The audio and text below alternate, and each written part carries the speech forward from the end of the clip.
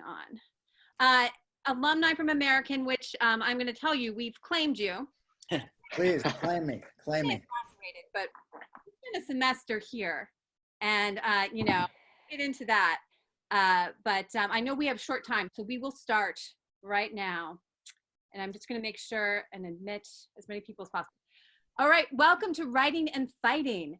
This is April 30th, 2020, and we are so excited to be joined by Jon Anik, the main play-by-play commentator for the UFC, the lead commentator. Jon, we have so much to get into. Can I give a brief introduction of your esteemed background, and then we're going to get into it. So Jon Anik graduated from Gettysburg, but more significantly, he spent a semester here at American University, a journalism internship where you were at the George Michael show, correct? Yes, and the George Michael Sports Machine. The George Michael Sports Machine. Now, I will have to inform my students what that amazing show was. But he has also been a commentator, I think, for the UFC since 2011. Yes, ma'am. 2011, but has also worked at ESPN, numerous outlets, esteemed background, has called so many of the biggest fights. I could just do a reel of some of the most amazing fights, but hopefully you'll tell us some about it. And you're here today. We have a hard stop at 12:15, so I am going to get into everything. First of all, Jon, you are in Florida. Tell us how your quarantine has been. Tell us what it's like there. And we're going to go from there. Well, first off, thank you for having me. It's great to be here. I wish there was a writing and fighting class when I spent that semester there in 1999. But to not bury the lead, I mean, I can't believe I'm getting a home game essentially with the UFC coming to Jacksonville for 3 shows. So I'm sure we'll get into all of that. But I got 3 kids under 9, so we have our hands full. It's basically childcare of some kind. I say that in the nicest of ways, but childcare of some kind from 6 a.m. to 9 p., you know, Sunday through Monday. So we are in it, but sort of adapting like everybody else and thankfully healthy and safe for now. Yes. The home work balance is all scattered for us. So I understand. And if I see a little child go by, it's normal now. I would. Yeah. Yeah. We'll see. Hopefully they'll steer clear. You never know. Jon, where are you in Florida? Where's home? So I am in Boca Raton. So I'm in South Florida, about 300 miles from Jacksonville, where I will be driving at this time next week. Next week. Now, my students, this is a very special class because actually they're in finals right now. But I'm going to tell them, you don't know finals, like what Mr. Anik has gone through and coming up to. We have a fight next Saturday, May 9th, May 13th, May 16th, and then May 23rd? Yeah, the 23rd, I think, is TBD, but at least right now we have 3 shows in 8 days, and I'll be doing the first 2. First 2. Can you tell us what this semester for us, because just to give you a little information about what we've gone through up here, we started January 14th, and we were so excited because we were going to follow the promotion of UFC 249. We had studied up on this infamous fight that was finally coming together with Khabib and Ferguson. We were going to watch you as you went through and kind of did the backstories, and we had the rivalry play out. And then COVID-19. You were scheduled for maybe other fights in between there? Can you tell us how it affected you? So I got home from UFC 248, and a few days later, we were dealing with the decision to pull the kids from school, and we did that a day before they closed the schools for good in Florida. So I had just worked a show. So the only show I had really missed for a while was March 28th in Columbus, Ohio.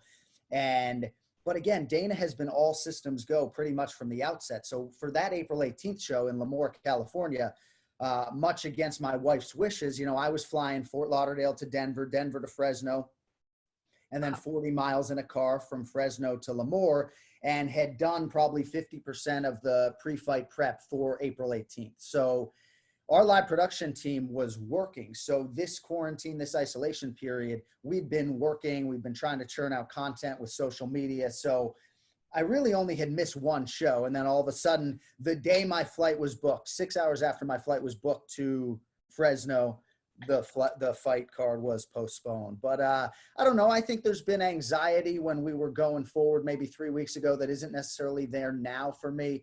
But, you know, we respect obviously the virus, and we're not blind to the fact that we're putting ourselves potentially in harm's way. I do think as an employee in the live event business, eventually there's an obligation to go back to work. But it's hard with children for sure. You know, my kids are like, wait, so I can't go here, but you're going to go commentate fights where they're going to be wrestling, you know? So there's some navigation that goes on, but ultimately we're anxious to contribute and get back to work. Yeah. I love that your kids are saying that's not fair. How come I Yeah, don't? in a lot of respects, yeah. I mean, they don't want to come to Jacksonville necessarily, but they do want to leave the house. And speaking of that, when you go, will you have to quarantine when you return home? So had we done the show April 18th, I think we were looking at a more extended quarantine. Now I think the plan is at least for 3 or 4 days to not hug them. I'll be masked indefinitely and try to isolate myself. I mean, the big thing is, are you going to come home and hug your kids or not? And the reality is I'm not planning on doing that for a few days, which is hard for them. My son is under 2, and this probably bores a lot of people, but that's the harder one. It's like pushing him away. You know, my daughters understand if I can't leave home, my dad just did, I can't hug him, but my son is going to have a hard time with it. But that's kind of the world in which we live. And if, I've said this repeatedly, but eventually we were all going to have to rip the Band-Aid off if you work for the UFC or in the live event business. And I guess I'm thankful it's May 7th when I'll travel and not April 17th. But in a lot of respects, if there are 26 athletes that are showing up, I kind of feel like it's my obligation to show. And I'm going to have to live with that. You know, I don't say that out of any disrespect for the virus. That's for sure.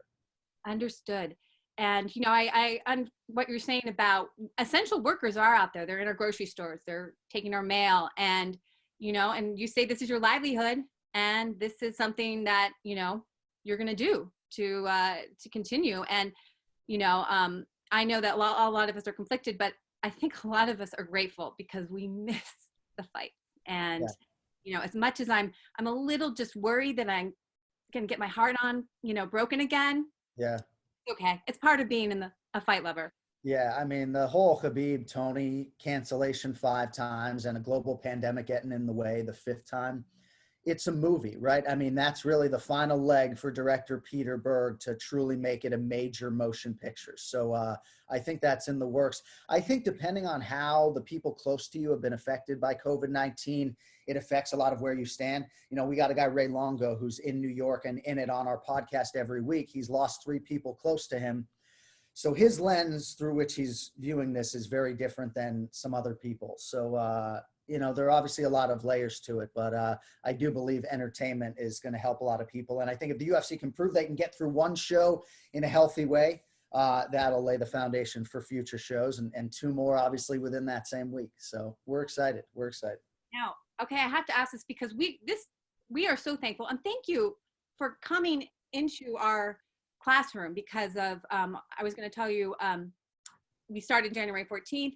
It was March 9th that we got the word that we would be online. And then students had to basically come back to campus from spring break and leave home. And we came back virtually March 20th. And it was, you know, it's a disruption. You know, when you were back on the 10 League Town campus here and suddenly back at home, it's a, you know, we were all scrambled. So, but we made this kind of pact that we were lucky. Because we had combat sports and we had the UFC and we had this drama unfolding in front of us. Right. So we are so thankful, like, and to have someone like you, someone who's living it, part of this, to come speak with you. So also, please, students, if you want to chime in, I have to ask you, are you going to be tested or do you know what's going on? So I think it's the elephant in the room, right? And I think certain people who have been asked have deflected. You know, here's what I can tell you. I have seen a blueprint for the way the octagon is going to be laid out, and Joe Rogan's not at my table. So I have my own table. He has his own table. Daniel Cormier will be on a different side of the octagon than we will be. I know we will be screened, and presumably that would be daily for temperature and things like that. I don't know if we'll be tested the way the athletes presumably will be tested. I'm sure my wife would love to know, especially since I'll be at the base of the octagon and potentially going in there to interview fighters. But again, it's sort of entrusting myself to the UFC that has done so right by us in a safety and security capacity. And I think some of the people in this class may understand this UFC beast, 41 shows a year in all these different countries, dealing with all sorts of risk, whether it's Chael Sonnen in Brazil or going to places that aren't as safe as others. The way our security team has evolved since 2011, when I became a full-time employee, to 2020, is so different. You know, like we got the best fighters in the world. We got the best security guys, the best health experts, Dr. D, of course. So kind of entrusting them with that process. I have gloves, I have masks. Hopefully they hand me an N95 when I get there. But I do believe if we take the right precautions, we're not going out to dinner, just hunker down, do the work, you know, and hopefully we can flatten this thing, get home and do it again. Well, let's get into your job, which again is final exams times 10. You've switched to being now the main card is Khabib versus Justin Gaethje. You go back, you have this plan, you got to go back and reorganize everything. Can you take me through your process and what you've been doing?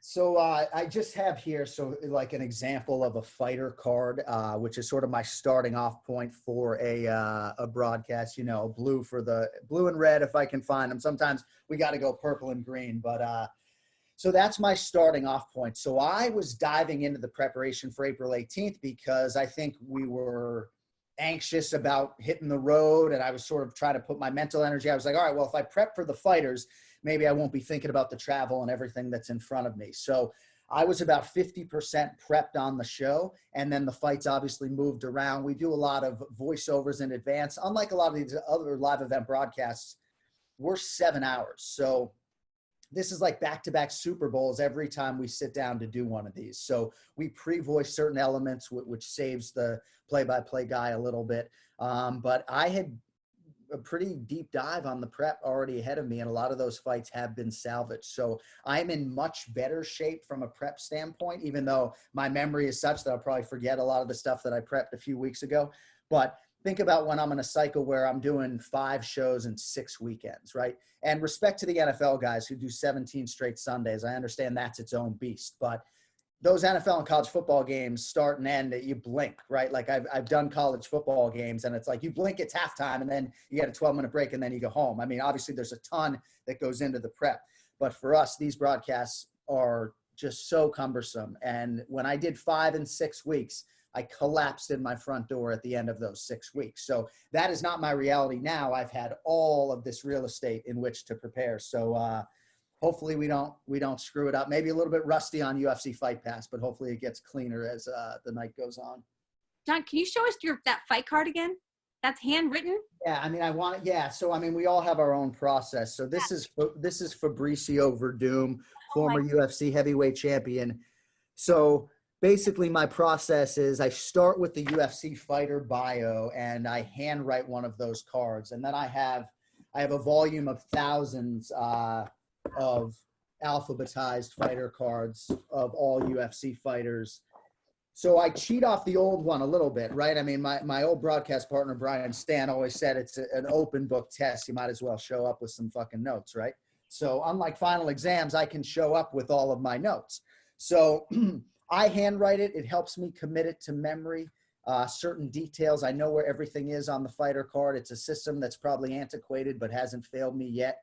So I've had a lot of recommendations to digitize it or go digital or do certain things, but it's a specific process. And again, we probably only get to 20 or 30% of the information that we prepare. But I feel like it's laid out in a way that allows me to sort of maximize the usage on fight night. John, I have to tell you, that's not digital. Like, what happens if that box gets misplaced? It scares me.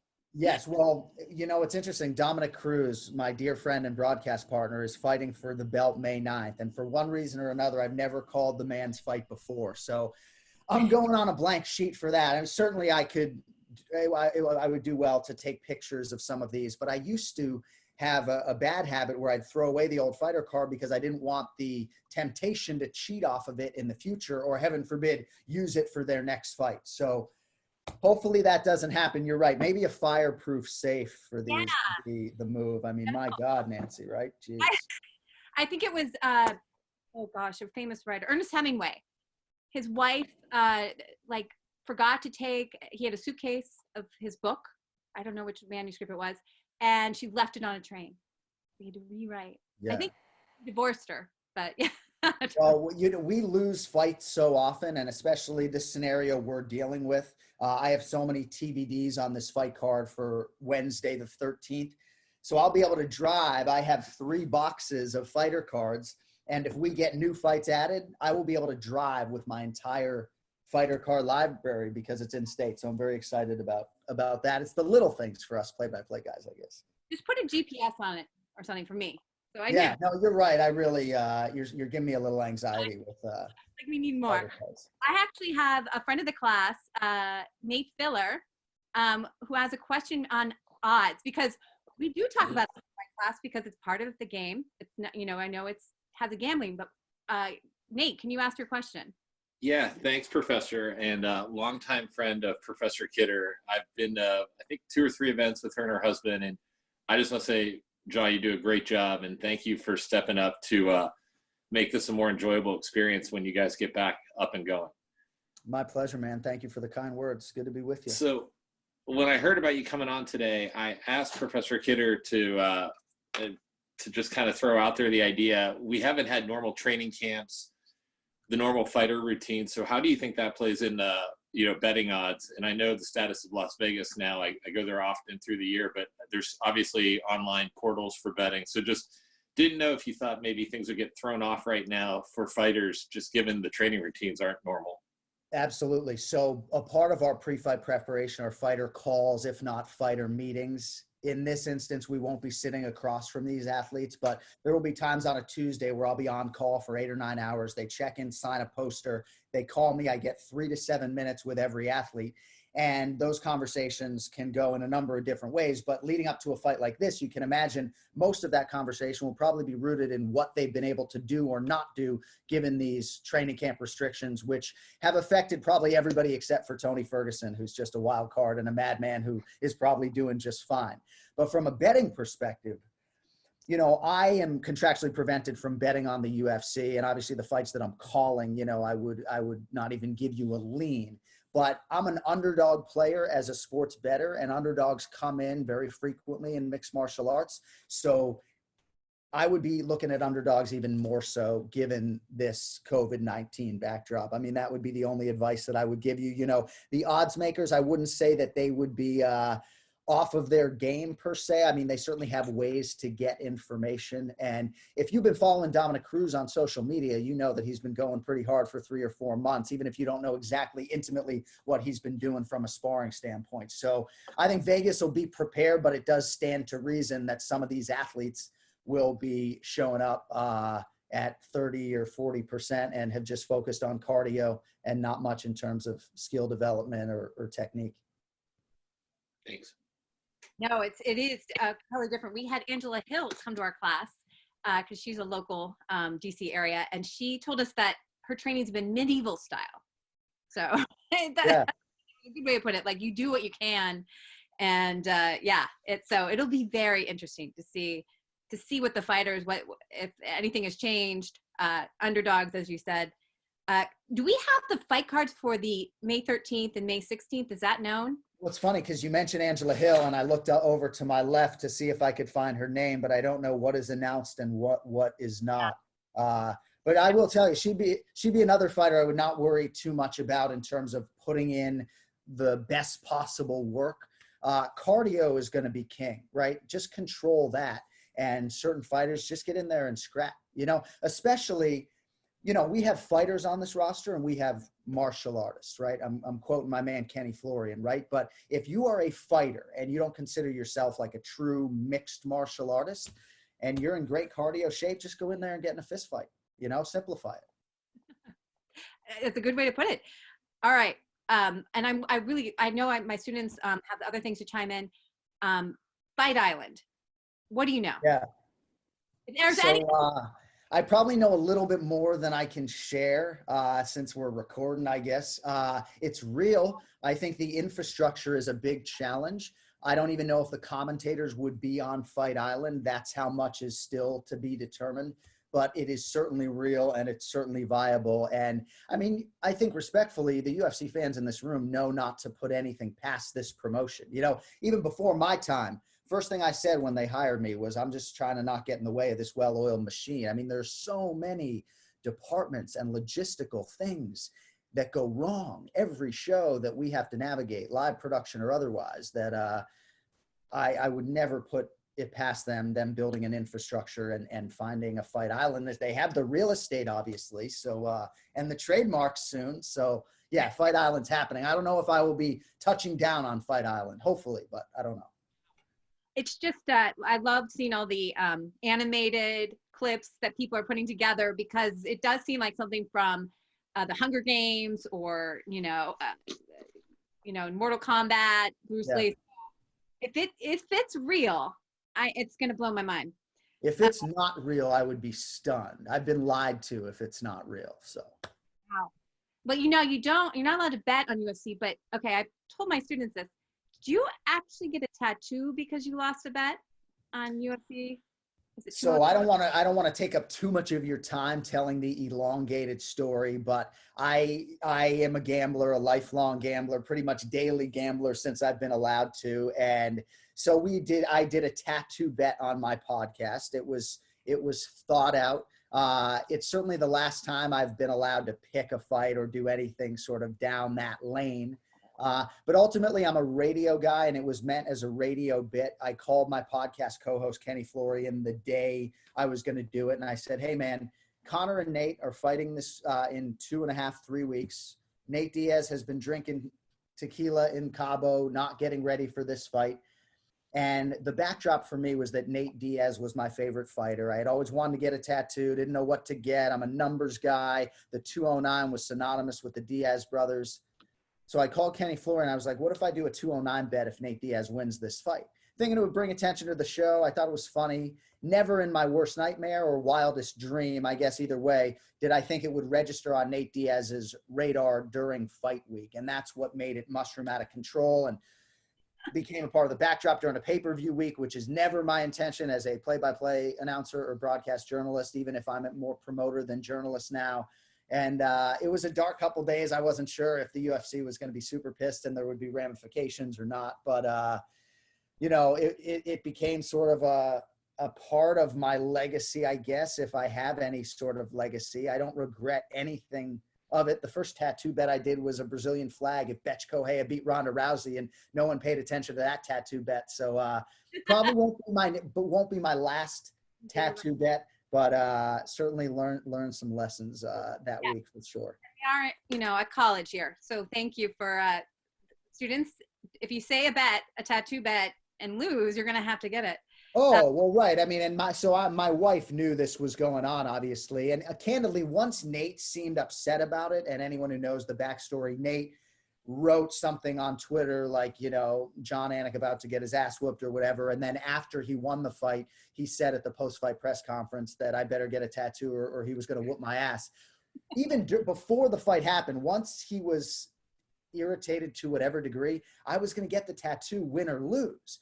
So it made for a better story that he went and won the fight. But I had half of Stockton, California, and probably still do, ready to kick my ass. 209. I have Jamie Rebner has a question. Because we want to take all your time, and I'm sorry, I've always wanted to know about the tattoo. Jamie. Yeah, I'm here. How's it going, everyone? I'm actually calling from the Great White North here in Canada. So I'm from Montreal, the home city of Georges St-Pierre. Yes. I'm a big fan of UFC, big fan of you, John. Thanks for everything that you do for the company and all the great work. My question was, I guess, what is the greatest piece of advice you've received in your career so far, and who was it from? You know, there have been a lot of tidbits over the years, but I had a late boss at ESPN, Anthony Mormile, on the digital media side at ESPN.com. And he was sort of no nonsense. I mean, I considered him a friend, but he was also a boss. And a lot of it was just about being ready for the opportunity or the audition whenever it came along, because I used to sit in front of my computer looking at these broadcast journalism jobs or even print journalism jobs. But, you know, 3 to 5 years journalism or broadcasting experience was a prerequisite. And I used to think, how am I ever going to get that 3 to 5 years of experience? But I would apply for those jobs anyway. And I got auditions for jobs that required 3 to 5 years of experience that I didn't have. And I think I put myself in position to be ready. So that was a big part of his messaging, was to be ready whenever that audition was, and to stay in your lane and to lean on your skills. I'm not a lifelong martial artist. I happen to be the lead play-by-play voice of the UFC. I did not enjoy jiu-jitsu class. I took 7 of them, and it was torture. I'd much rather play golf or play basketball, and until my boss requires that I go back with a gi on, I probably won't, you know. But you just don't know when opportunities are going to present themselves. So you just got to be ready, and repetitions are hard to come by. I once went 4 years in between calling college football games, and it's like, they got the wrong guy. How am I going to do a major national D1 college football game, having not done one in 4 years? Well, I'm going to stay in my lane. I'm going to stick to my skills. And if I got to mute the TV and try to call a game to mimic it, I'll do whatever I got to do. But you just never know when that call's coming. So just try to put yourself in position with the hours you have now to be ready. Great, thank you very much. And I mean, it's just cool because for the most part, us, you know, when we watch a fight, we don't know what goes into the work that you guys do. And it's like, oh, you just walk in and stepped on neck cage side. And I mean, it's just cool to see how much preparation and how much dedication it takes to do what you guys do. So definitely appreciate you sharing that, and keep up the great work. Thank you very much. Thank you, Jamie. You know, the loudest mixed martial arts crowds per capita are in Canada. So respect to any Brazilians in the room, but if I need a loud crowd, the Canadian crowds are the antithesis of what we are about to experience for the next few months with nobody in the building. So thank you, buddy. That's We'll keep it up. Yes, thank you, Jamie. Segue, I have a colleague here. She is from LA. Dr. Tunisha Singleton. She is a professor of media psychology. Hi, John. Hi, doctor. How are you? Hi, everybody. Good. Don't call me that, please. I just love calling people doctor because, like, I didn't get a master's degree. So it's like, you've earned that. Thanks. Yeah, no, I only have the customer service reps that I pay my tuition to. Like, they can call me doctor, like anything else. Yeah. Like, no. But I'm curious about what you might be anticipating for May 9th from a live event standpoint without any fans there. And do you feel any added pressure that you have to bring something extra to fill that void? And I ask because I work a lot with independent professional wrestling, and we know that's been the only live event that has maintained a weekly presence with WWE and AEW, I think all of which has been localized to Florida per, you know, the lifting of restrictions. So it is interesting because obviously they have the narrative structure where they can employ like story and get a little bit more creative, which they did for WrestleMania, you know, at the beginning of the month. But AEW has done a little bit more so for their weekly show, Dynamite on TNT, where they have like the heels on one side and the baby faces and, you know, the good guys on the other side, and they're socially distanced 6 feet apart. So even their participation with boo, you know, and calling each other out is fun from even on the couch. But of course, with UFC in this, that leeway or that luxury isn't available. So what are you anticipating from a booth standpoint? And do you feel like you have to bring a little bit extra to try and fill that space with story so that it doesn't feel like less of a pay-per-view? Right. No, that's a good point. Unlike some of my colleagues, I haven't experienced the broadcasting environment that is Dana White's Contender Series or calling fights where maybe you're being a little bit quiet because the athletes could hear you and there aren't fans in the room. So in terms of that part of the dynamic, I'm sure it'll be a little bit different. We care a lot about our in-house audience. So at the beginning of a pay-per-view, one of the things I had to really learn when I became the #1 guy, I'm competing with the in-house, and Dana doesn't care if I get drowned out on television because the in-house is what matter. Our fans matter. So I'm not going to be competing with the in-house in that capacity, right? Because there are no fans. So that'll be a nice luxury for me. Do I have to tone that part down, but maybe tone other parts up? If the athletes are competing right up against the fence, inevitably, I will be talking probably at a lower volume so they don't hear maybe things that we're saying that are critical or otherwise. As far as the biographical information that we provide, I don't think it'll be a lot different. My biggest challenge, especially in a 3-man booth versus a 2-man booth, which is a whole nother conversation, is trying to get 20 to 30% of what I write down on the air. And that's always a challenge. And unlike in football where you get a 40-second break between plays, I got to try to tie in potentially serious stories, death in a mixed martial arts fight that can turn on a dime. And then do I go back to the story if I wasn't able to finish it? That's kind of an unwritten rule. So there's a lot of things that I have to navigate, and I got to be really efficient, I find, in a 3-man booth versus a 2-man booth. I mean, just imagine if there are 2 people to your right that can talk versus 1.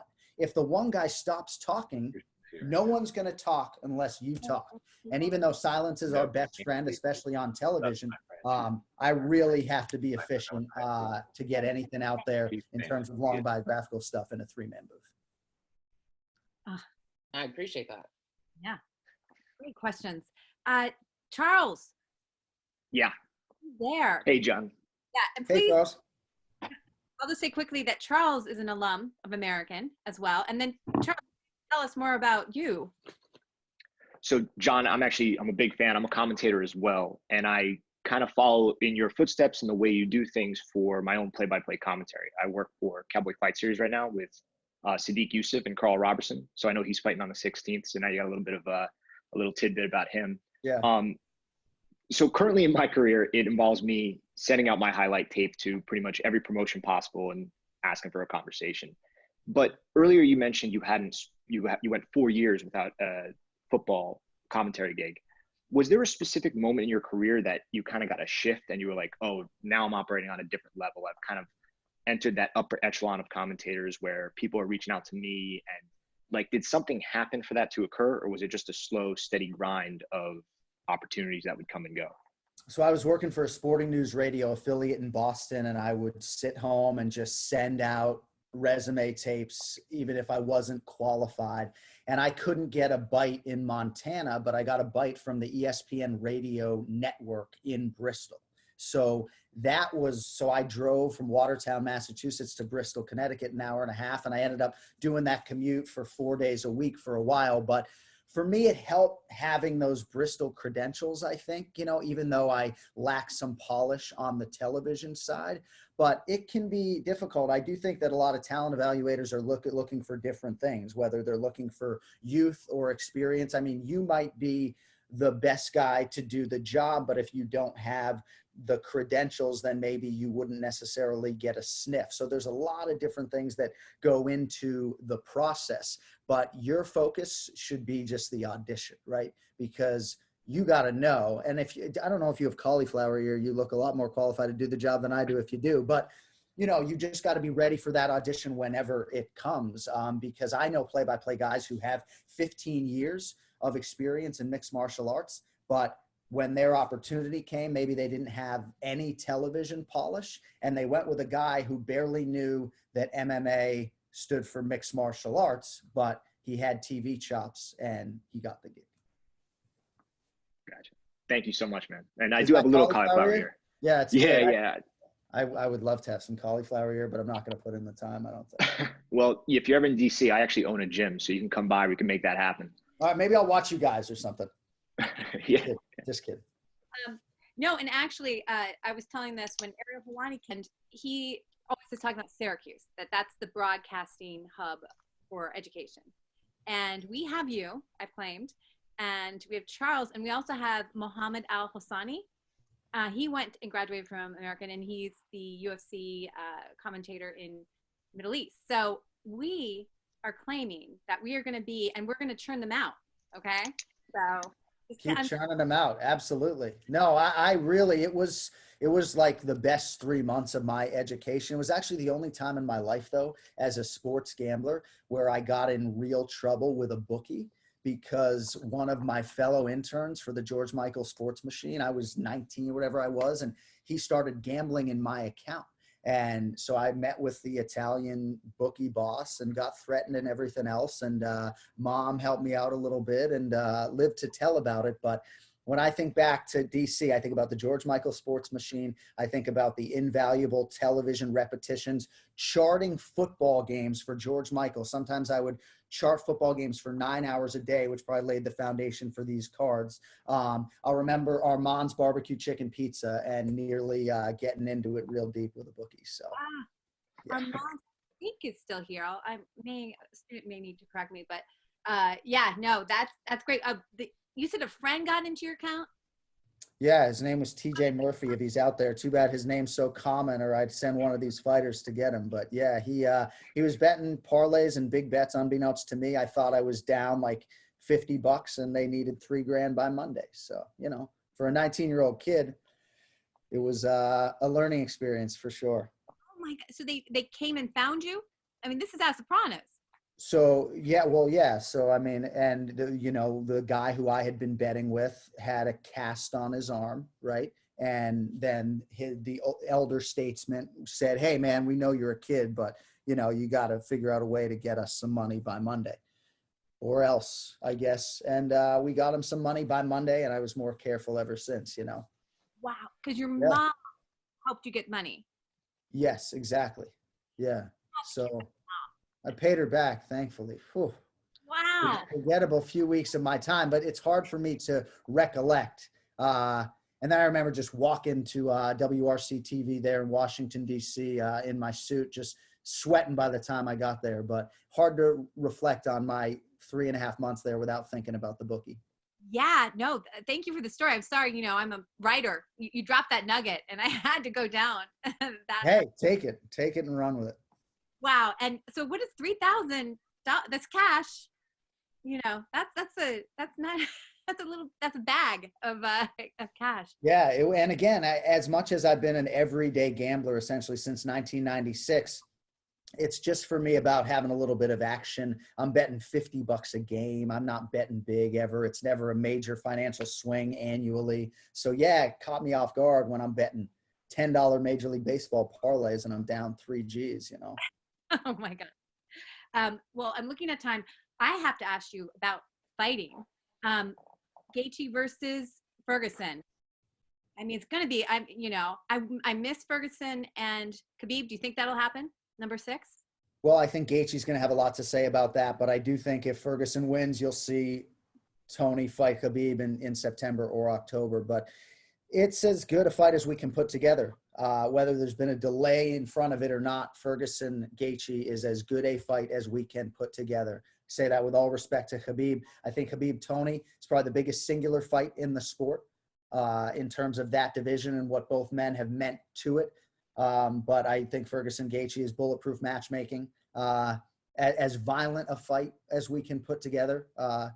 And I hope for this audience, it's blood is very superficial. I mean, the NFL scares me a lot more than this stuff does, but it is a truly violent fight. I couldn't possibly imagine there not being blood and somebody finished with 25 minutes to work with. But that's why they play the games. You never know. And Rosenstruck versus Ngannou.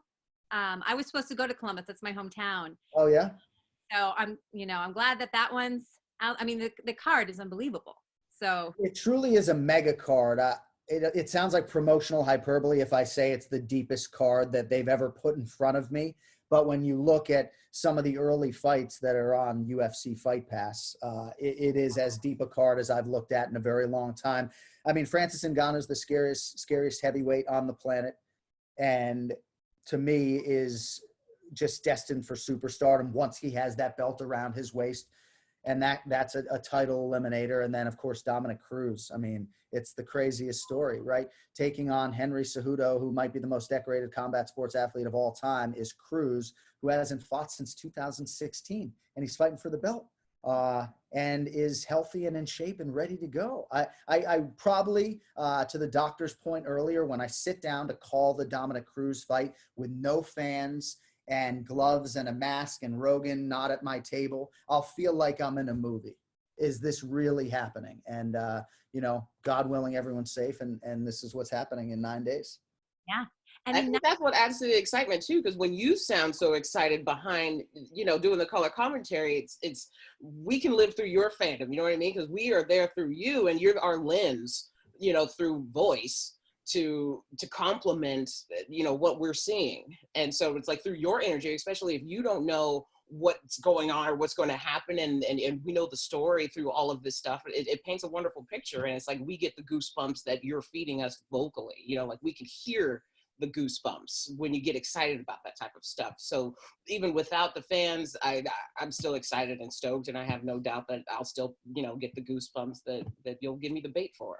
Well, thank you. I appreciate that. I mean, that's certainly what we're going for, right? And the energy is real. Like Rogan calls us professional fans, and that's really what we are. And I know sometimes when we say, oh, you know, it doesn't tell you exactly what strike it was, but that's the way It's we feel. real. I mean, and I'm a huge NFL football fan, right? And these UFC title fights, it feels like the Patriots are playing in the Super Bowl to me. I'm anxious. Like I probably won't again say on broadcast, I need a Xanax right now, but that's the emotion. Like these feel like enormous sporting events, and yet they're fighting. They're not putting a ball in a hole. Right. So when you combine that together, it's truly a crazy, crazy sport. And, you know, thankful to have a small part working in it. Yeah, I think that's the fun part of it, because like when I do any type of work in fan engagement, like this is what it's about. It's like that's why that hard cam just on the commentary booth, where there's an entire meme folder of just you guys going, oh, because like that's what we're doing at home too. So it's fine if you're not being technical and saying like, oh, that was an awesome Kimura or whatever, but it's like just the honest reactions is what can get fans connected even more, because we're experiencing the exact same thing. Yeah. And sometimes those calls, you're so animated, maybe you don't use your diaphragm correctly. Not that I black out, but I'll either see stars, or sometimes people think I look so shocked in some of these videos, and the actual thing is that I'm seeing stars and hoping I don't pass out. Because again, you go from, you know, sway and the action's happening, and then, you know, and your body can't process that. And sometimes it's the elevation change. If we stand up, your body doesn't process that well. So gotta be careful out there. the young J-Chick, Wally Zhang, I think I love that photo of all three of you, I think, watching that. Yeah, unbelievable. Yeah. And I think Nate has a quick question. I wanted to ask you, what is it going to be like? You're the only live sports event in the world on. A little nervous? I mean, that's pretty incredible. Yeah, I mean, certainly I feel like maybe other people think more about that. Even when the doctor, I apologize, is it Tunisha? Is that your name? So even when you ask about like show formatics and things that we're going to be dealing with without crowd noise, I'm so immersed in fighter prep that all my anxiety is in the preparation and not the performance. Usually, I mean, there are certain things I have to memorize. My opening on camera on pay-per-view is a moment that I take very seriously, obviously, because you're trying to set forever the historical context off the top of the title fight. But man, I got 50 fighters that I have to learn. So when these fighter cards are all done for those two shows, then maybe I can start thinking about, oh, we're the only show in town, and maybe there's a little rust to shake off in the first few moments. But just kind of stay in your lane, lean on your skills, and hope that it feels like riding a bike when you resume it. But I just try not to think about that. And I think too, when you have young kids, it just puts everything in perspective. You know, I get done with you guys, I got a work commitment, but go downstairs and all hell has broken loose, and it finds a way to make you think less about that stuff that you can't control. Actually, you should just also own it, because I'm a boxing fan. And I often wonder what it'd be like, I've told my students this, to be there for Gene Tooney versus Jack Dempsey 2, where millions of people around the globe tuned in on radio. And, you know, and I always wondered, what was that like? Or when Ali Frazier, when everyone's coming together. And what I'm a little romanticizing this a bit, is the people who think of me as the crazy fight professor with this really weird passion for watching the brutality. Right. They'll tune in. So I actually, you know, I'm trying, that's the silver lining with all this chaos and, you know, what we're dealing with you know, horrendous things, but that I'm a little excited about. Well, and I think you and I are of a similar mind, at least when it comes to Americans and mixed martial arts, because even though Fox laid a great foundation over 7 years, and even though ESPN in theory is going to take us to the next level, if Americans could only understand what this sport is like in Australia, you know, I mean, I'll be sitting at the airport. I'm a play-by-play guy, non-professional athlete, and I got fans coming up to me asking me if I have watched the post-fight press conference yet. Their whole citizenry watches the post-fight press conferences, never mind basically all 41 shows we do a year. So when we go to a place like Australia, this is the NFL times 3 or 4. So I do believe there's a lot of room for us to close some mainstream gaps, you know. I do believe we've closed a lot of distance, but there's still a lot we can do in the U.S. so that, Nancy, people like that you and I have gotten the bug. I think there are a lot of American sports fans that really haven't gone all in just yet. Yeah, no, wonderful. Thank you so much. I want to have the last question I'm going to give to Nate here, but thank you so much for coming to our class, including us in these discussions. It's really helped us, you know, feel like we're part of this community. And we really appreciate it. Well, it's crazy the way your semester or your course aligned with 249 and everything else, and just totally nuts. But I'd be happy to come back on for a full class at some point too, when I didn't run commitments together like I waywardly did today. But I appreciate all of you guys being here as well, of course. Yeah, thank you so much. And one serious question, one fun question I'm going to sneak into, just event related. Do you have any worries about the Florida Athletic Commission there in your home state, in just in terms of like the weigh-ins and the sanctioning? And then second, just personally, I hope you get a lot of rest and sleep, because not having a true undercard, I mean, there's so many great fights top to bottom now on the card. How will you keep your energy up that day? What's your secret to keeping your energy up? And thanks. So the fights themselves help. Obviously, we can feed off of a crowd, which won't be there, but I don't worry about the energy. You know, caffeine will help me if I need it, but I think we'll be so excited to get back to work. A big part of our fight night is leaving room in your register for later in the night when the fights inevitably get bigger, so you can go up and hit those moments and have full energy. Certainly, there's no excuse for me as a play-by-play guy, but I can tell you, for a guy like Daniel Cormier, there was an evolution where when he first started, by fight 12, fight 13, it's like, my gosh, like this is a long night, and you do have to pace yourself a little bit. As far as the athletic commission, you know, above my pay grade or off my radar, I'm not hugely concerned, because the governor in this state, however you feel about his decision to go full throttle, I respect that, but the governor is deeming them to be essential. So I think it's good that we have a commission that's in charge of it, as opposed to maybe the UFC doing it. So no major concerns. I think it's incumbent upon anyone who's involved with the event to try to take care of themselves protectively as best we can. And again, I think we're going to check a lot of boxes and fill in some unknowns. But right now, I mean, I'd be lying if I said there wasn't any anxiety, but I'm trying to channel everything into the prep, if I'm being honest. Wonderful. Well, I think I can speak for all of us here at Writing and Fighting, my alums, friends, students. We'll all be watching. And we, you know, we can't wait. As Tunisha, Dr. Singleton said, we're going to experience it through you. And we appreciate it. And definitely come back to Writing and Fighting whenever you please. I appreciate the support sincerely, and thank all of you. And we'll see you on May 9th, you know, and again in the chat room, hopefully in the future. Yeah, definitely. Thank you. All right. Thanks so much, John. Thank you, everybody. Appreciate you guys.